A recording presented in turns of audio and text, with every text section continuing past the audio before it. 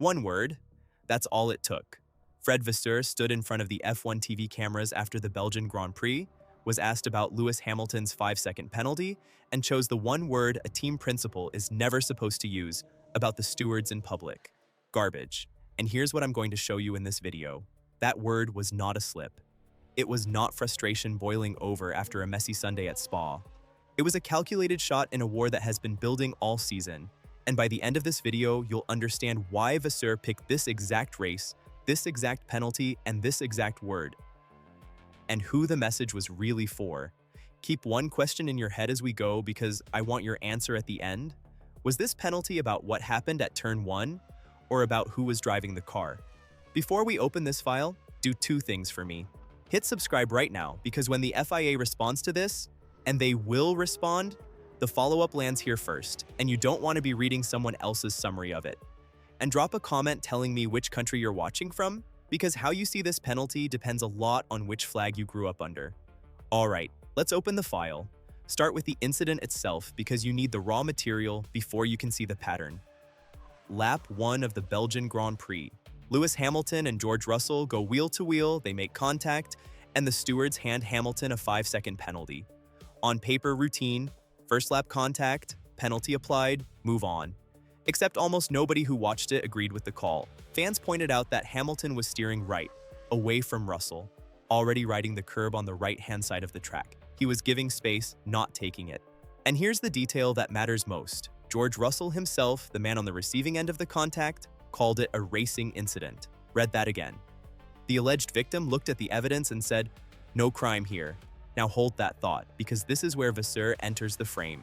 And this is where the story stops being about Spa. Speaking to F1 TV after the race, and as reported by F1 Oversteer, the Ferrari team principal was asked for his view on the penalty. He did not hedge. He did not do the diplomatic dance team bosses usually do, the "we'll review it with the FIA" routine. He said, and I quote, "I think it's garbage because that lap 1, so far into the season, there was no penalty for similar incidents." And then he went further. If you have a look at the corner, Russell had enough space on the left-hand side. It's not like he was close to the wall. More of a racing incident for me. 2 sentences. But look at what's actually inside them, because Vasseur is a careful man and every clause is doing work. He's not just saying the penalty was wrong, he's saying it was inconsistent. That similar first lap incidents this season went unpunished. That word, garbage, is not aimed at one decision. It's aimed at a pattern. He is publicly accusing the stewarding system of applying different rules to different drivers. And keep the name Russell in mind, because Vasseur's alliance with him is the strangest part of this whole thing, and it comes back in a moment. Because think about what a team principal's press conference actually is. It is never a man sharing his feelings. It is a message board. Every quote is addressed to someone. So the real question is not whether Vasseur was angry. The real question is, who was he talking to? Follow the chain with me. First audience, the FIA. Vasseur has been in this paddock long enough to know that stewards' decisions don't happen in a vacuum. They happen inside a climate, and team principals spend the whole season trying to shape that climate. When Vasseur says similar incidents went unpunished, he is putting the stewards on notice that Ferrari is keeping receipts. That every 50-50 call from here to the end of the season will now be measured against Spa. He is raising the political cost of the next penalty against a Ferrari driver. That's not venting, that's lobbying conducted in public, where it hurts. Second audience, and pay attention to this next part, because this is the layer most coverage missed entirely. The second audience is sitting inside his own garage. His name is Lewis Hamilton. Here's the context nobody is putting next to the garbage quote. That same weekend, Hamilton hinted that he had lost confidence because of changes Ferrari made to his car. That's from F1 Oversteer's own reporting out of Spa. Sit with that for a second. A 7-time world champion, in the middle of the defining chapter of his career, moved to Maranello, telling the media that his own team's decisions cost him his feeling in the car. That is the kind of quote that, left alone, becomes a headline war. Hamilton versus Ferrari, cracks at Maranello. You've seen that movie before, and so has Vasseur, because he watched it destroy relationships between Ferrari and champions past. So what does a smart team principal do when his star driver is publicly wobbling?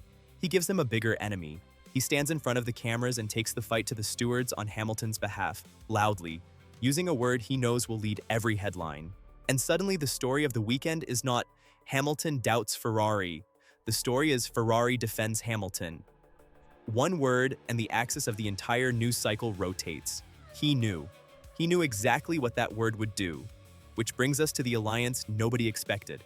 Fred Vasseur and George Russell on the same side of an argument.